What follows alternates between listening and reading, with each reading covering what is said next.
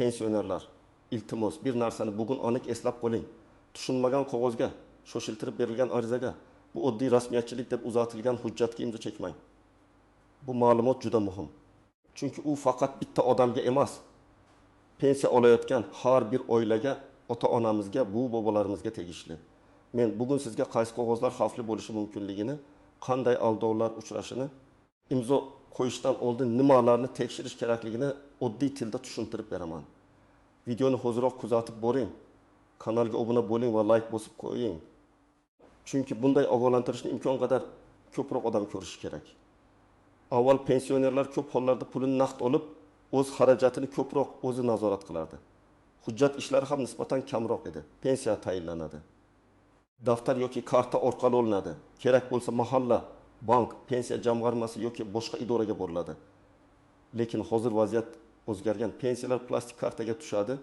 Kredit bo'lib to'lash, qarz, kommunal to'lov, sug'urta, davolanish sanatoriy yo'llanmasi, subsidiya, kompensatsiya, ijtimoiy yordam kabi ko'plab jarayonlar hujjat, ariza, rozilik xati yoki shartnoma orqali rasmiylashtiriladi.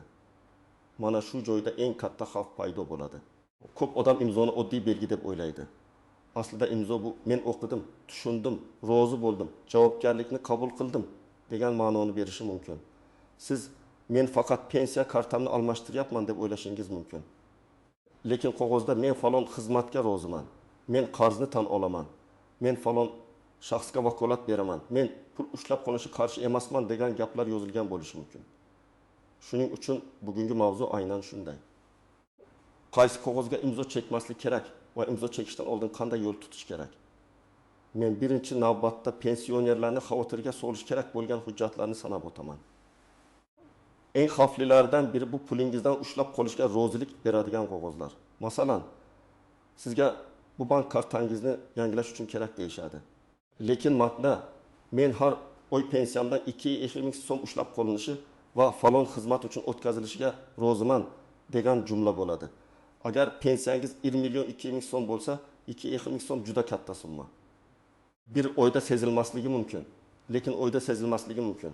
12 oyda 3 million so'm bo'ladi. Odam kelsa 6 million so'mdan oshadi. Odam keyin nega pensiyam kam tushyapti deb bankka boradi. Bank esa siz o'zingiz rozilik bergansiz deyishi mumkin. Ikkinchi xavfli hujjat bu kafillik yoki kafil bo'lish haqidagi qog'oz. Ko'p pensioner farzandi, jiyani, qo'shnisi yoki tanishi uchun faqat bir joyga imzo kerak ekan deb boradi. Ular sizdan pul olinmaydi. Faqat rasmiyatchilik deyishi mumkin. Lekin kafillik shartnomasida asosiy qarzdor to'lamasa, qarzni kafil to'laydi degan mazmun bo'ladi. Misol keltiraman. Bir navara telefon bo'lib to'lashga 6 million so'mga oladi. Oyiga 600 ming so'mdan to'lash kerak. 3 oy to'laydi, keyin ishsiz qoladi yoki boshqa joyga ketadi. Shunda do'kon yoki kredit tashkiloti bobosiga murojaat qiladi. Siz kafil bo'lgansiz, endi qarzni sizdan talab qilamiz. Pensiya 1 million 500 ming so'm bo'lsa ham, qarz 6 million jarima bilan 7-8 millionga chiqishi mumkin. Bu hazil emas, bu ko'p oilalarda janjal, tushkunlik va sog'liq muammosiga sabab bo'ladi. Uchinchi xavfli qog'oz bu ishonchnoma.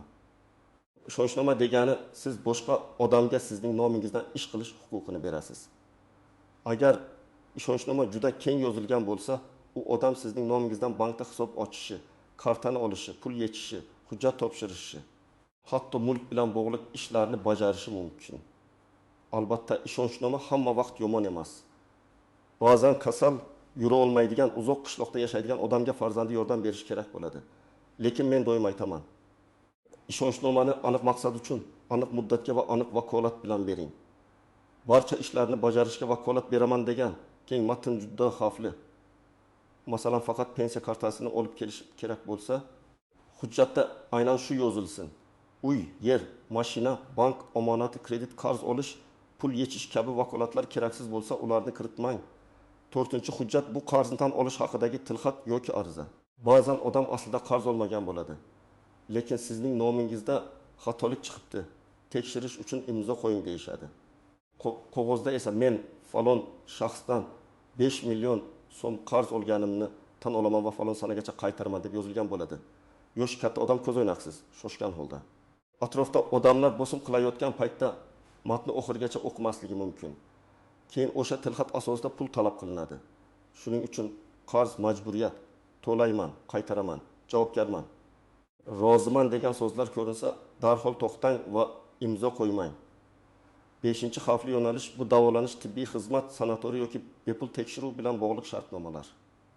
Hozir ayrim joylarda yoshi katta odamlarni bepul ko'rik, bepul massaj, bepul apparat tekshiruvi deb chaqirishadi.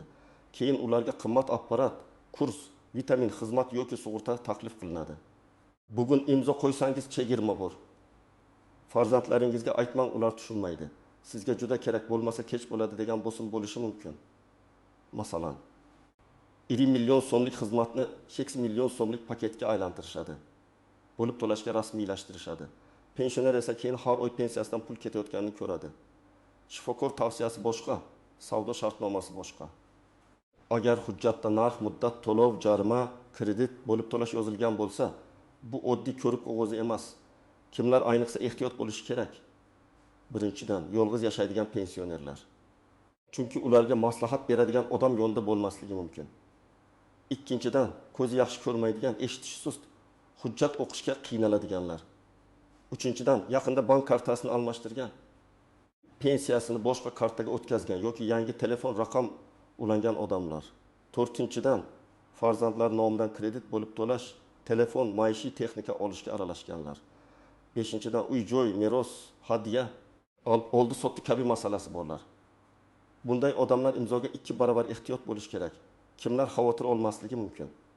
Agar siz hujjatni o'zingiz o'qib tushungan bo'lsangiz, rasmiy idorada shoshmasdan nusxasini olib, kerak bo'lsa farzandingiz yoki yurist bilan maslahatlashib imzo qo'ygan bo'lsangiz, xavf ancha kamayadi. Masalan, pensiya jamg'armasida pensiya qayta hisoblanishi uchun oddiy ariza topshirsangiz, unda sizga noma'lum pul majburiyati. Qarz, kafillik yoki vakolat bo'lmasa, bu normal jarayon bo'lishi mumkin.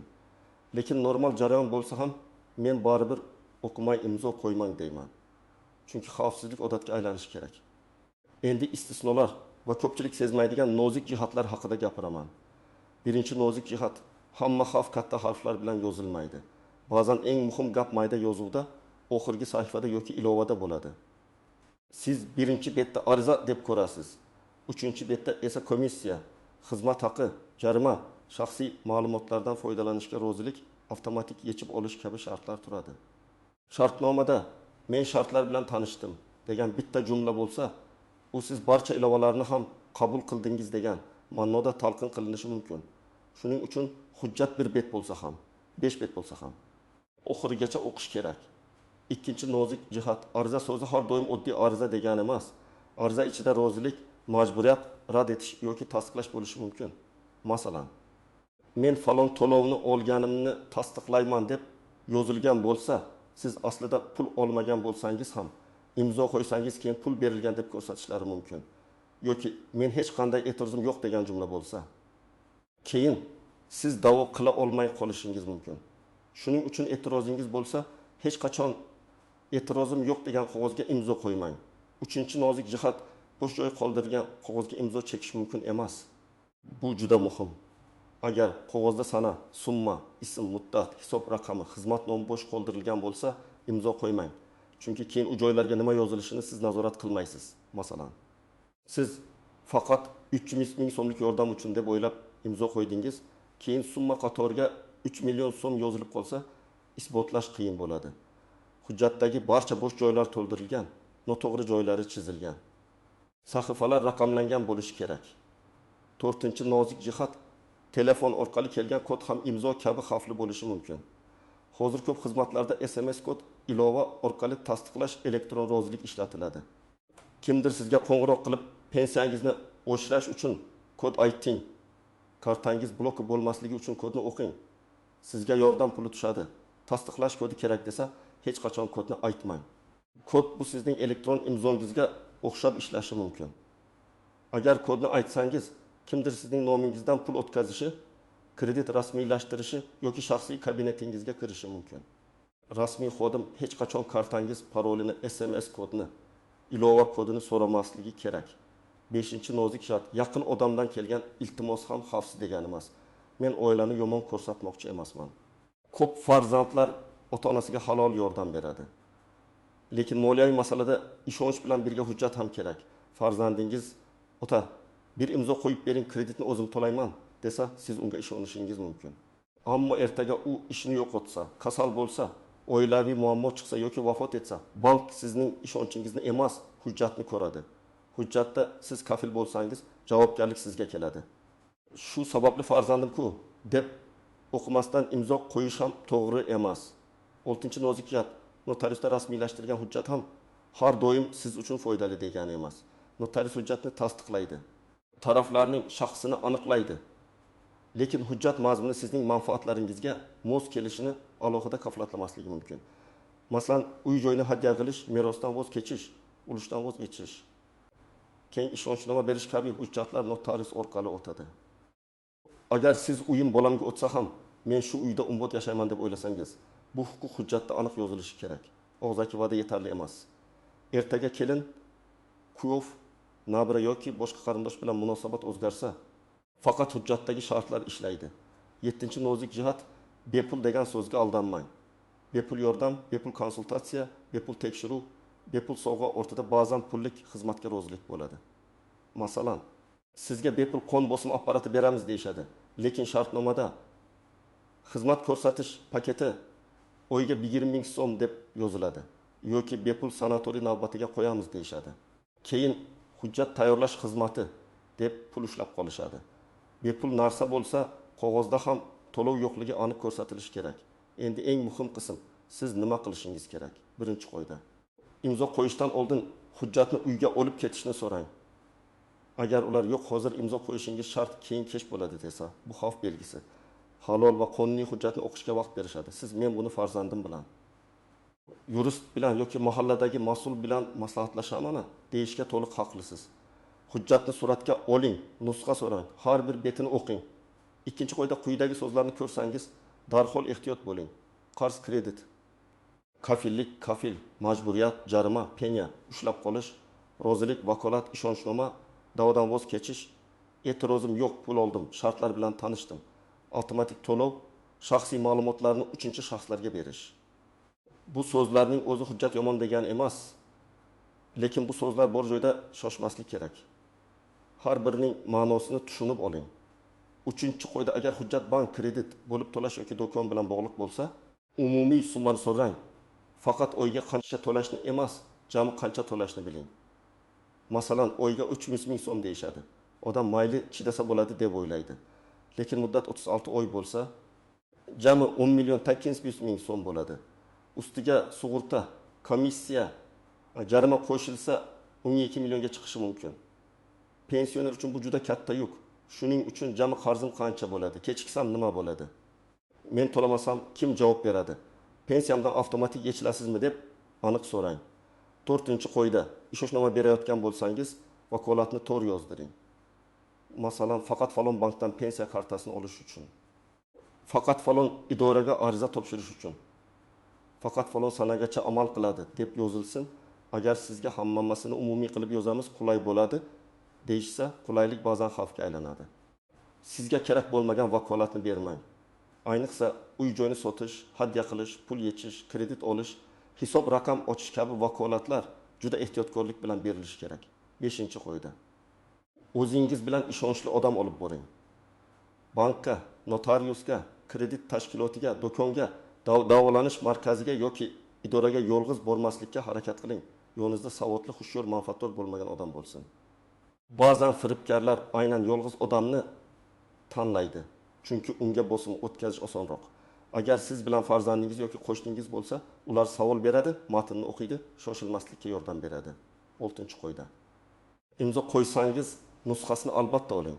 Keyin beramiz degan gapga ishonmang.